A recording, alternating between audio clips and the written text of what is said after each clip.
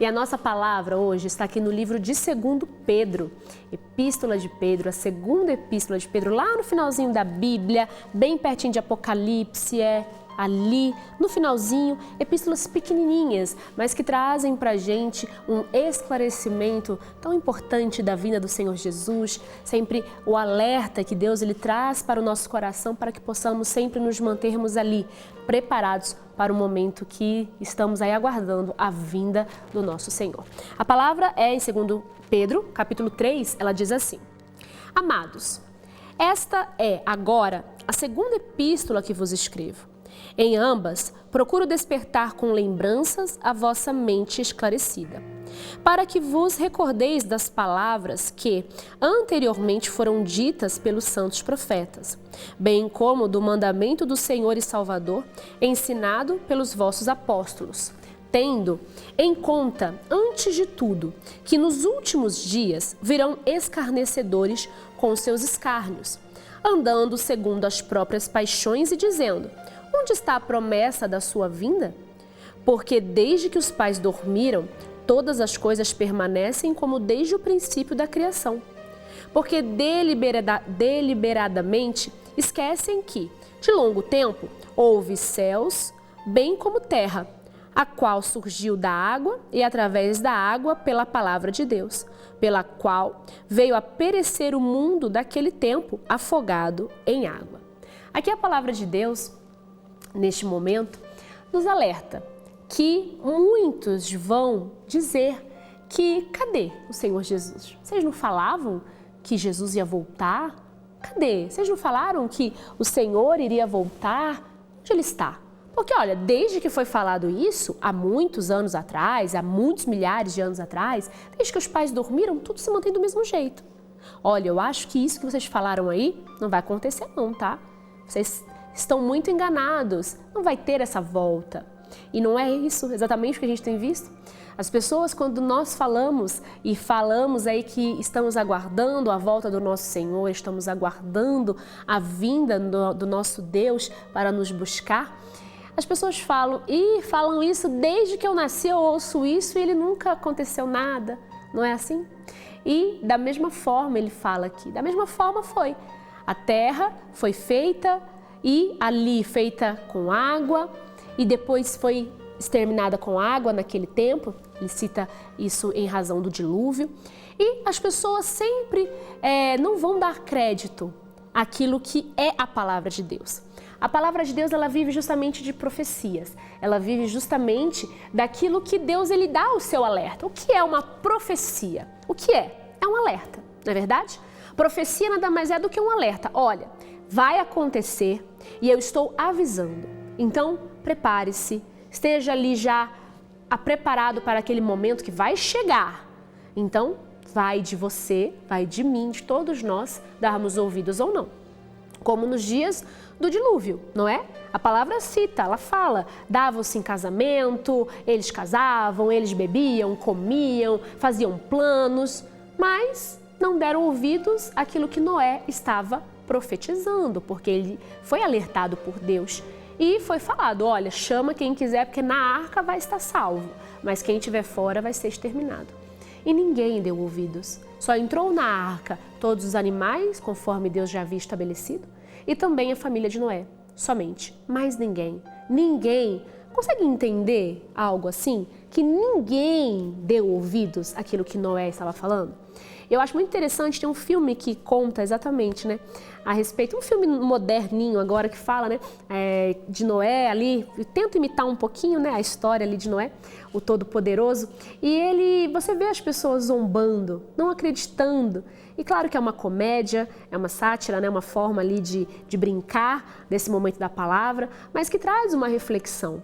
Traz sim uma reflexão de que as pessoas elas são muito descrentes, elas tendem a não querer dar ouvidos às profecias. E aí a palavra, continuando aqui, ela diz assim: ora, os céus que agora existem e a terra, pela mesma palavra, têm sido entesourados para fogo, estando reservados para o dia do juízo e destruição dos homens ímpios. Há, todavia, uma coisa, amados, que não deveis esquecer, que para o Senhor um dia é como 1000 anos, e 1000 anos como um dia.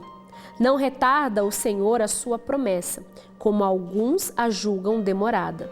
Pelo contrário, ele é longânimo para convosco, não querendo que nenhum pereça, senão que todos cheguem ao arrependimento. Virá, entretanto, como ladrão o dia do Senhor, no qual os céus passarão como estrepitoso estrondo, e os elementos se desfarão abrasados. Também a terra e as obras que nela existem serão atingidas.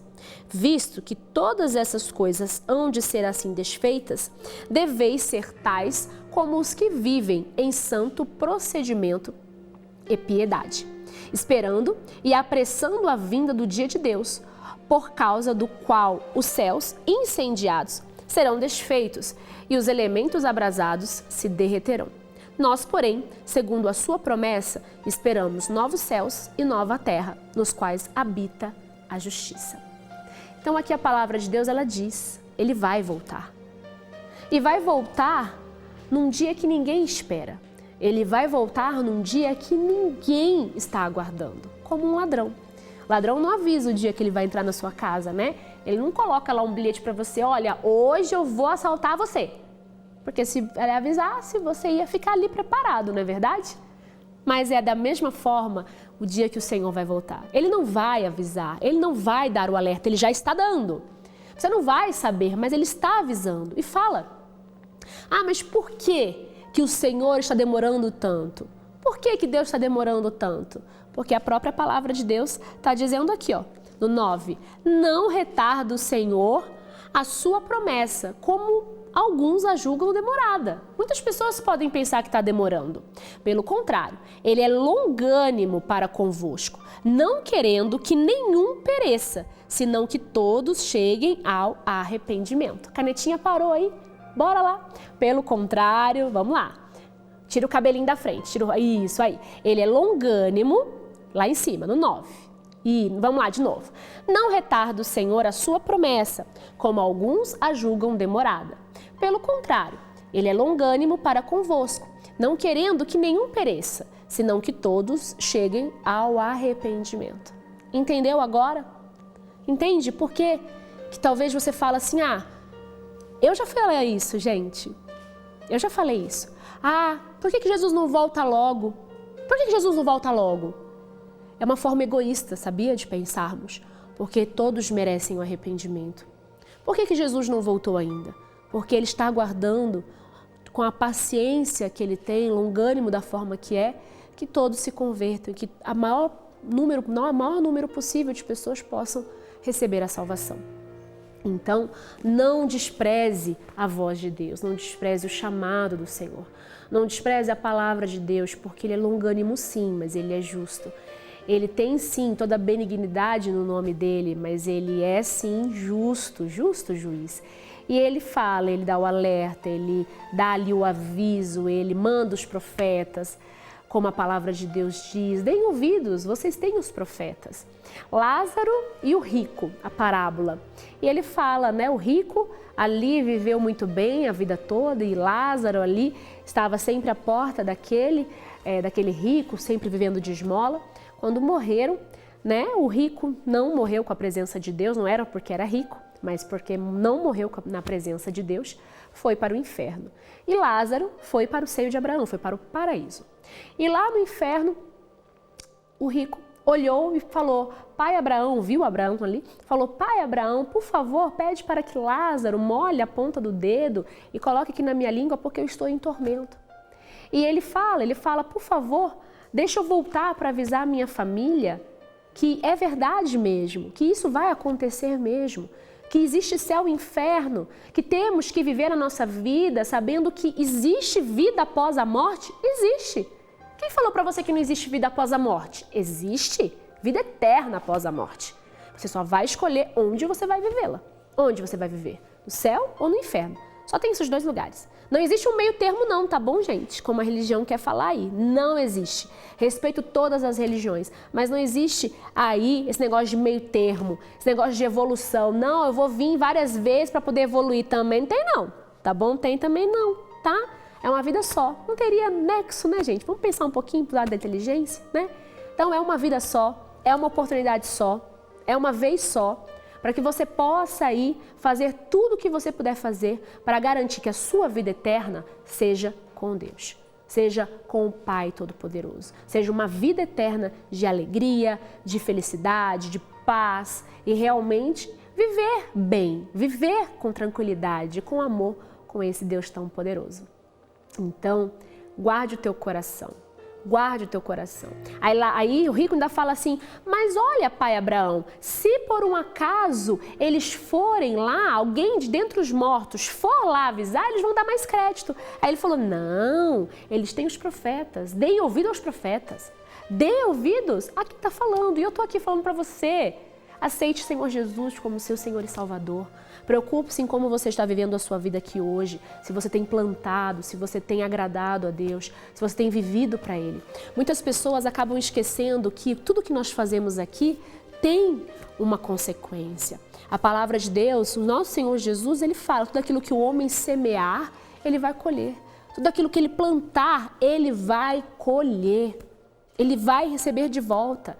Essa lei da semeadura que todas as religiões elas também compartilham é verdadeira, é verdadeira. Tudo que você plantar, você vai colher. Então entenda, se você fizer de todo o teu coração, se você amar de todo o teu coração ao próximo como você mesmo, se você amar ao Deus Todo-Poderoso acima de todas as coisas, você vai ter a oportunidade de viver uma vida eterna abençoada. Uma vida eterna em que realmente você vai ter prazer em viver.